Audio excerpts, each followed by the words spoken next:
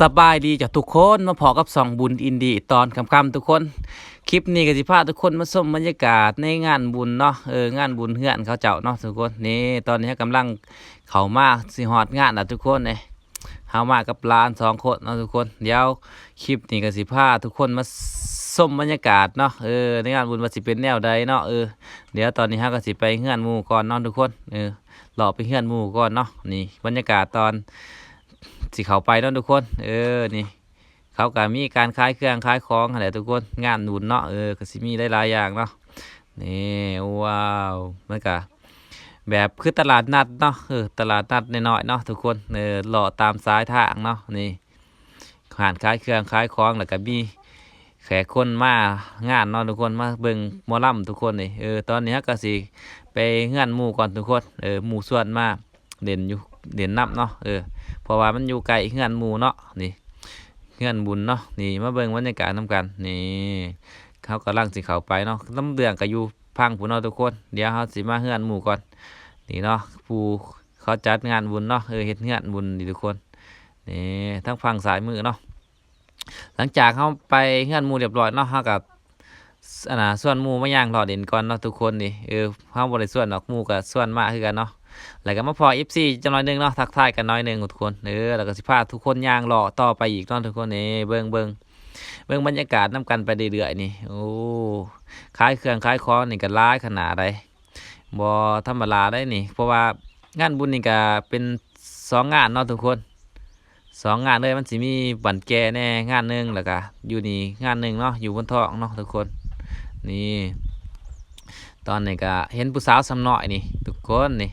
ผู้สาวสำน้อยขึ้นใหม่เนาะโอ้กำลังเป็นตาฮักตาแพงเนาะ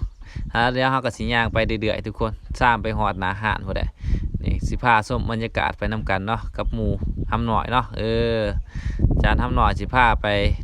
เสียนอาหารมาซ่านเนาะนี่เขาก็ขายเครื่องขายนี่เนาะโอ้มีฮอดนั่นนี่หลายๆอย่างเนาะขาดบ่ได้ก็คือเบียร์เหล้าทุกคนเบียร์เหล้านี่ขาดบ่ได้เลยคันมีงานมีอันนี้เนาะแล้วก็มีลูกศิษย์ลูกหยังหั่นแหละตามท้องเรื่องของมันเดี๋ยวแต่คนสิขายเนาะแต่ก็มาเจอกับใบดุลอีกเนาะซิมกันว่าโอ้เจอคนลางวัดซานคนลางมาเด่นบุญบาทเนาะบุญขึ้นเฮือนเนาะมาเสียงมาลำคือเก่าเนาะสิพามาชมบรรยากาศทุกคนอยู่หน้าห้านหน้าเวทีเนาะสิเป็นแนวใดเนาะมาชมน้ำกันเลยตอนนี้กำลังย่างเข้ามาไก่สิฮอดแล้วแหละกับหมู่โหตอนนี้เพื่อนก็ลังโซ่คอนเสิร์ตเนาะกำลังม่วนกันเลยเนาะใบดุลเสียนอาหารยกมืว่าอีกนี่บรรยากาศอยู่เฮือนบุญเนาะนี่จากหมอลำเขากะคักรถนะทุกคนไปอยากมาเสียเนาะคักเลยแหละเจ้าฝาบจัดไห้เลยจากหมอลำมาพูนนี่เลยทุกคนมาเบิ่งนำกันเลยเนาะป้าเดี๋ยวตัวเสียเป็นเสียเลยกำลังเดิมไงงอกทุกคนนี่เสียวัยรุ่นกันลายเลยทุกคนผู้ย่องเป็นย่องเลยโอ้คักบ้านนี่ก็มีแต่วัยรุ่นเนาะกำลังขึ้นใหม่เนาะเต็มหน้าหาดเลยผู้เฒ่านี่อาจเกือบว่าอยากบ่มีผู้ใดทุกคนมีแต่วัยรุ่นเนาะยกมือเกเรเนาะโอ้คักหวานข้าเจ้าขนาดบุญเฮือนซื่อๆได้นี่ถ้าบุญบาทนี่แห้งสินักกว่านี้ได้ทุกคนแห้งสิลายกว่านี้อีกเนาะเพราะว่าบาทอันนี้ไม่กับบาทใหญ่เลยเนาะบาทพุทธอกมันบาทใหญ่คนกับลายเนาะประชากรร้ายขนาดเนาะ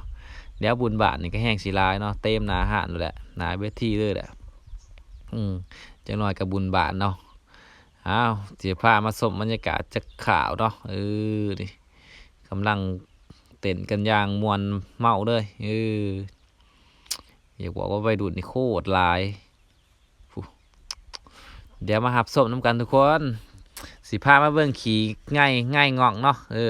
ขี่ดินขืนเนาะใส่หนาวิธีง่ายงองเลย